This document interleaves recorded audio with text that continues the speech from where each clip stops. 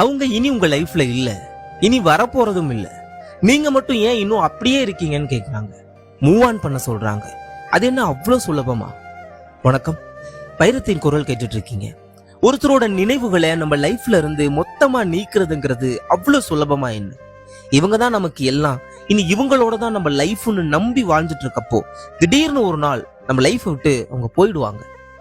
ஏன் போனாங்க, எதுக்கு போனாங்க, இப்படி பாதியில போறதுக்கு எதுக்கு நம்ம லைஃபுக்குள்ள அவங்க வந்தாங்கன்னு நிறைய நிறைய கேள்வி வரும். யார்கிட்ட கேட்க, யார் இருக்காங்க கேட்க? மூளைக்கு தெரியும் என்ன நடக்குதுன்னு, ஆனா மனசுக்கு அது புரியாது. புரிஞ்சாலும் அது ஏத்துக்காது. கைமீறி நடக்கிற விஷயங்களை நம்மளால என்ன பண்ணிட முடியும்? ஏத்துக்கணும், புரிஞ்சுக்கணும், கடந்து போகணும், அவ்வளவுதானே. எல்லாரும் சொல்லுவாங்க காலம் எல்லாத்துக்கும் மருந்து வச்சிருக்குன்னு. உண்மைதான், காலத்தால காயங்களை வேணா குணப்படுத்திட முடியும், ஆனா தழும்புகளை அதனால என்ன பண்ண முடியும்? அது எப்பவுமே மிச்சம் இருக்கும். ஏதோ ஒரு மூலையில, ஏதோ ஒரு சூழ்நிலையில, ஏதேதோ சில காரணங்களால இந்த நினைவுகள் மறுபடி வந்துகிட்டே தான் இருக்கும். அதோட தான் இருக்கணும், அதோட தான் சிரிக்கணும், அதோட தான் வாழணும். நினைவுகள் எப்பவுமே கஷ்டங்க.